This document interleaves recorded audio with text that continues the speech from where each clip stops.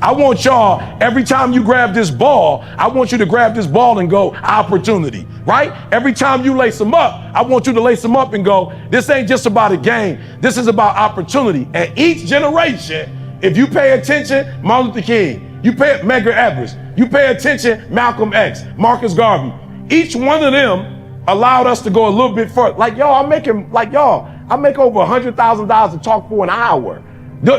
You don't think Martin Luther King could have been doing this? It's just that I was born in 1970, and so internet came out the late 90s, early 2000s, and so I was blessed because of that. So number one, everybody say it with me, opportunity. Come on, opportunity. Come on, say it like you mean it, opportunity. I will not, come on, say it, I will not destroy or mess up this opportunity. Because y'all got to understand something. You know what I'm saying? You know, CP3 been in the league for a long time. There are a lot of people that's been given opportunity, they lost it all. So don't think once you get opportunity, like it's yours forever. It's not.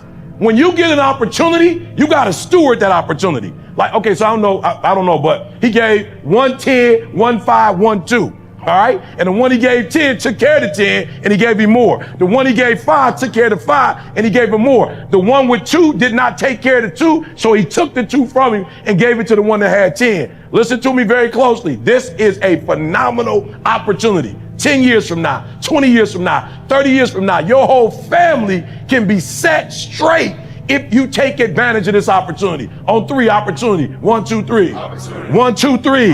Come on, 1, 2, 3. Opportunity. Say it with me. I will not destroy this opportunity. Come on, I will not destroy this opportunity. Now, I got to tell y'all this. There are some jealous, and I don't mean this in a negative way, but there's some jealous folks other places thinking they should have been at this camp. Like flat out, don't get it twisted. Like it's some folks sitting here going, why didn't I get invited? Why didn't I get that opportunity? And so while you were here like geeked up because you got the opportunity, right? There's somebody looking at it like, yo, I didn't get it. And I promise you, like, yo, I didn't get it, but I'm gonna show you in college. I'm gonna show you in the pros, I should have got that opportunity. So I just want y'all to understand something. Like this is something unique and this is something special. Does that make sense? All right, let's go. Last year, I got a call from the 49ers, right? 3 things I want to give y'all. So the 49ers called me, and when they called me, it was December 8th that I went to San Fran.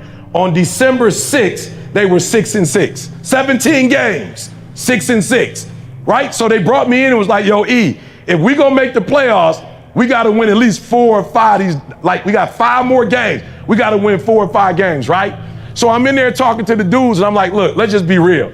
The reality is, it's not that you don't have the talent. Like you in the league, bro. All y'all sitting in here, y'all 1%ers. Like it is what it is. Y'all can run just as fast. You can catch, you can throw, you can tackle. I say, here's the problem.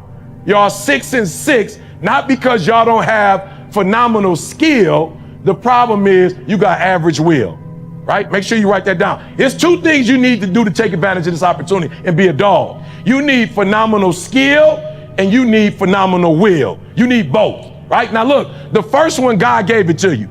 So if you 6'6", right? You can jump, you can run, you can defend. Look, 6'6" is a God-given opportunity. Like you didn't make yourself 6'6". That's what God gave you. That's phenomenal skill.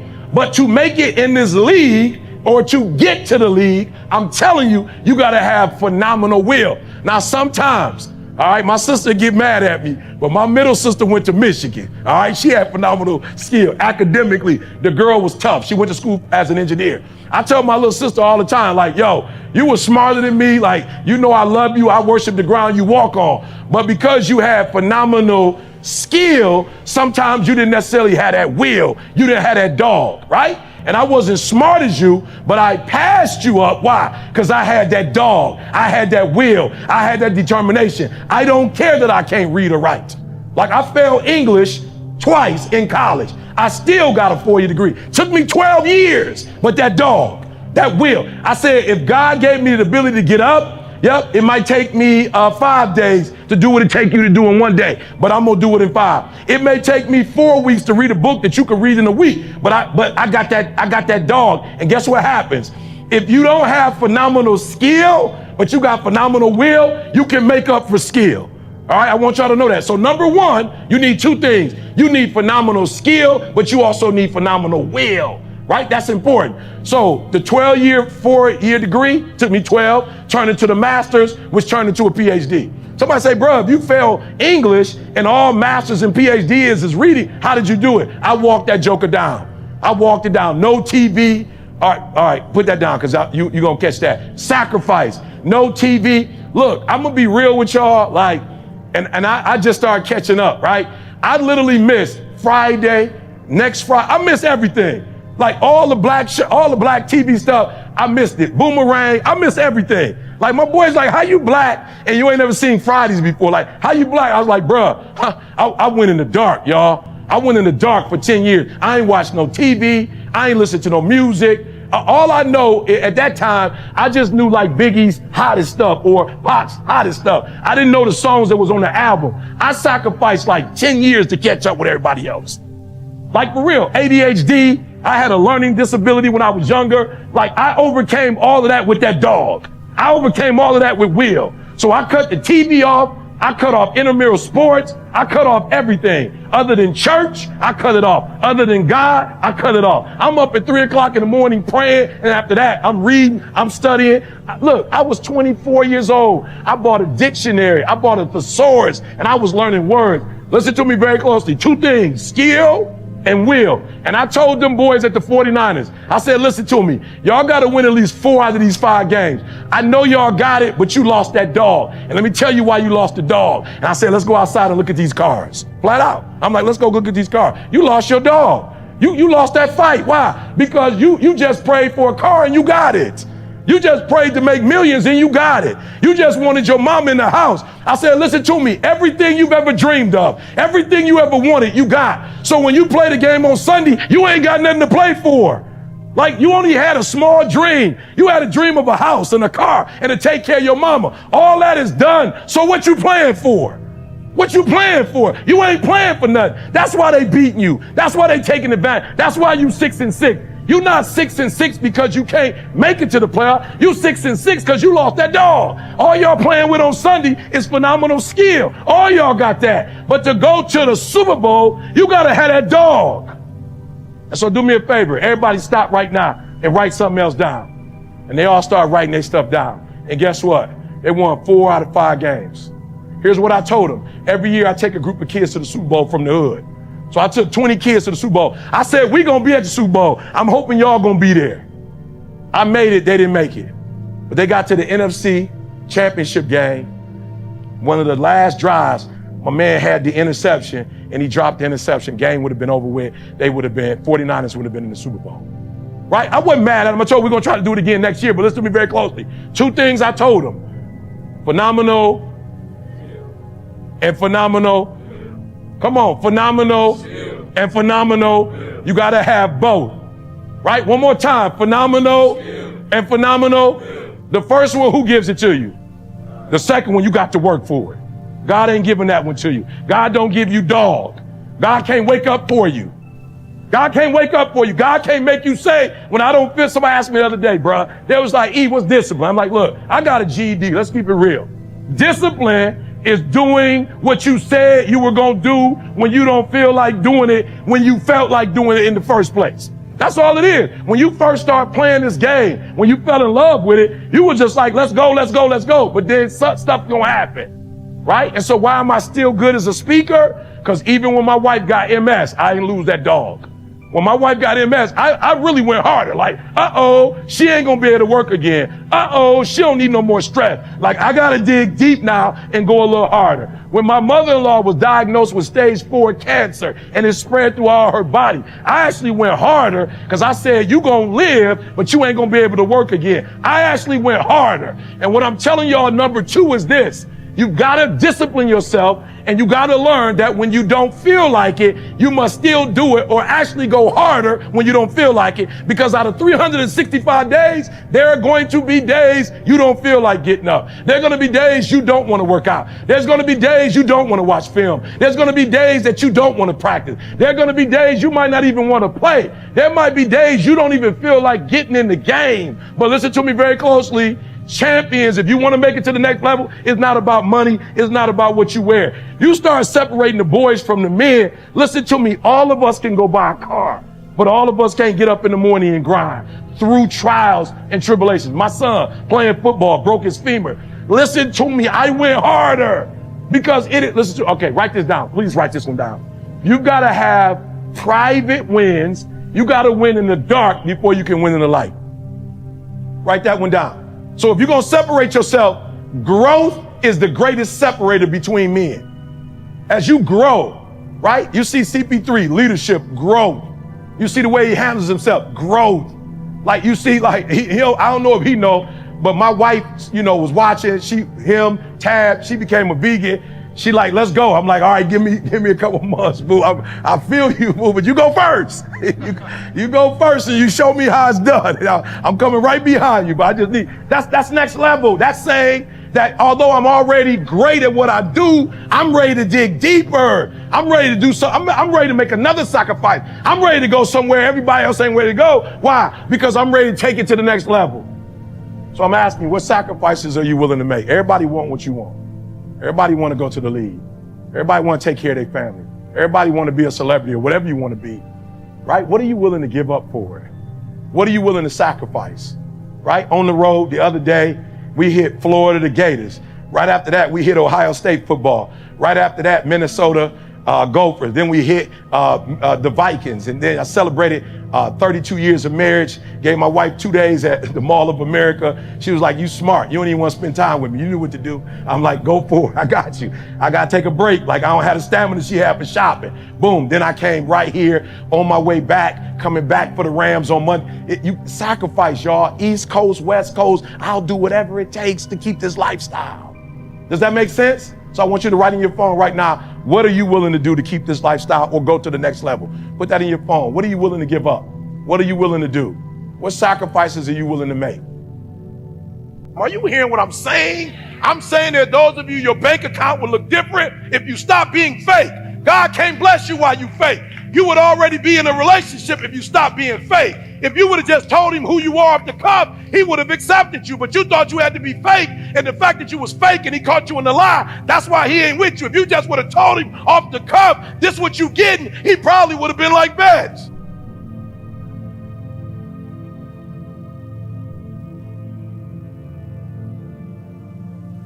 You still had that job if you hadn't lied and said you knew Excel.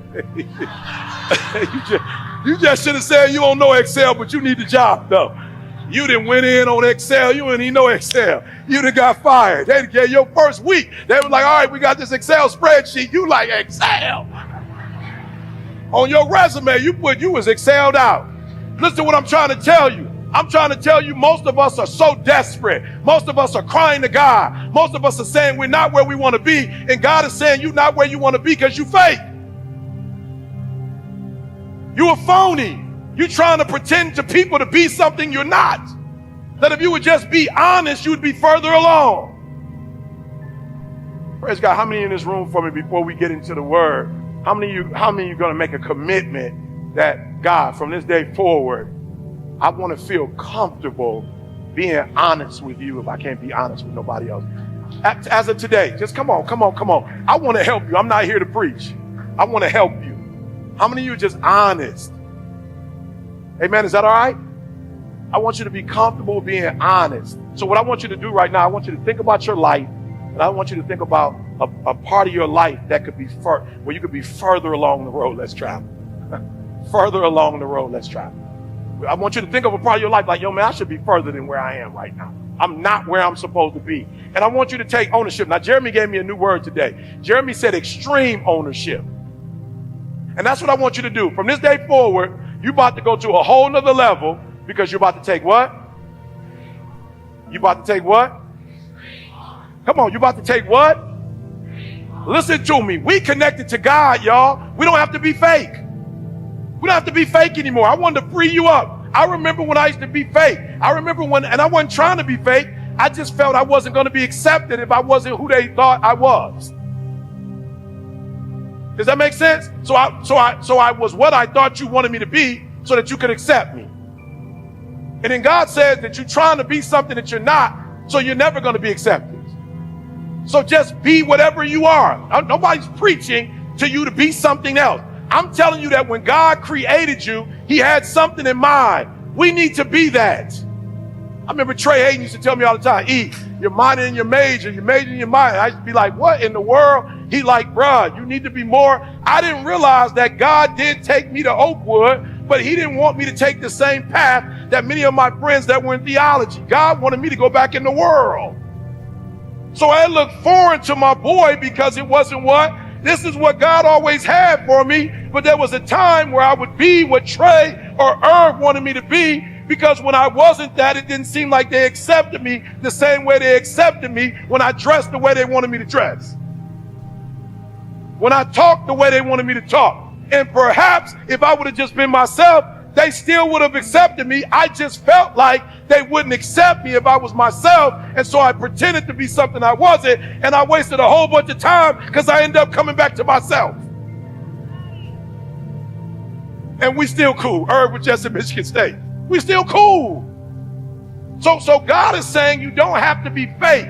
I know you in your mother's innermost parts before you were created. Come on, before you were born, I knew you. If you got a sexual addiction, just tell me. If you have you an alcoholic, just tell me. If you can't read, just tell. God says when you was at Oakwood, you couldn't read. Why didn't you just tell me you couldn't read? Why was you faking it like you could read and you were skipping class, not because you wanted to skip, but you skipped on the days that they was going to make you read out loud. You should have just confessed you couldn't read and I could have helped you.